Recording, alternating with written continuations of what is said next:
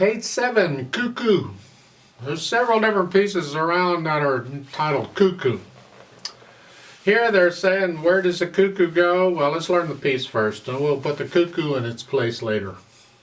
3/4 time, no sharps or flats. So are we C major or A minor? We'll look at the end. Last couple measures. C major, I'm guessing. So that's a chord. So right hand coming in on beat 3. So it's 3, 1, rest, and a bunch of rest, and then you get another one. And then at the end of the line, now you've got to come down. So it's 3, 1, and then move. You just lift up, and it's 2, 4, and then that's it. And that's it for the right hand.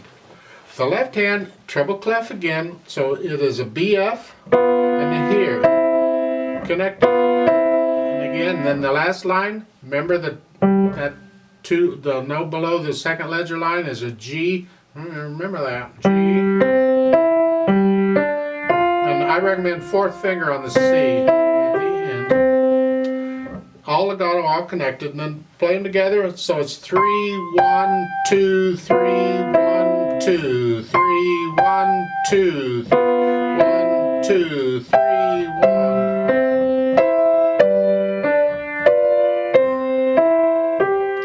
Maybe a little fast, but you get the idea. You put the hands together and figure it out. No hesitations, count it out very carefully. Now once you have this rhythm down, you don't have to count it anymore, you feel it. So then we add the articulation. Just a nice light, you can light finger staccato, rest. This is an accent, connect it. See, they're throwing the natural accent off. The natural accent is the first beat of a major. So at the beginning it's cuckoo. And this is and then here, all legato on the second. So it's contrast between this here and this. We like contrast, huh? So add the dynamics. Soft, soft, very soft, very soft. The accent's a little, now loud.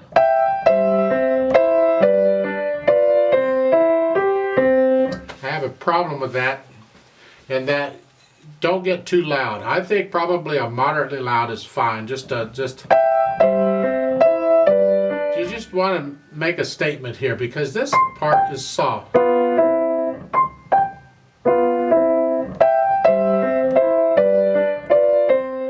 They don't give you a speed, but I feel it at a certain speed, and you will too, and whatever you feel it at, that's what you're going to play it. And then you can go back like they want you to do and figure out where the cuckoo goes. Well, guess where it goes. What part of that sounds like a cuckoo? Well, you'll figure it out, I'm sure. One little thing I'd like to point out here to help you a little bit on the second line. Are going from the first line to the second line, the last notes in the first line in the right hand to the first notes in the second line here, to go from here to here. We want it connected if we can, but we have to play the E twice. Well, what we do is we connect the top note. That's as close as we can come. So when you play it, get off the E a little bit early so you can connect it. Here. And that's as close as we can get. The rest of it's not a problem because both notes change. And when that happens, that's fine. But when you're using the same note again, that doesn't work. So we adjust. It sounds sort of connected. That's close enough. Let's play it together very slowly to double check these notes and rhythms. Not going to do the dynamics. I'll give us 2 counts because we come in on beat 3. Ready, go. Rest, rest, rest, rest,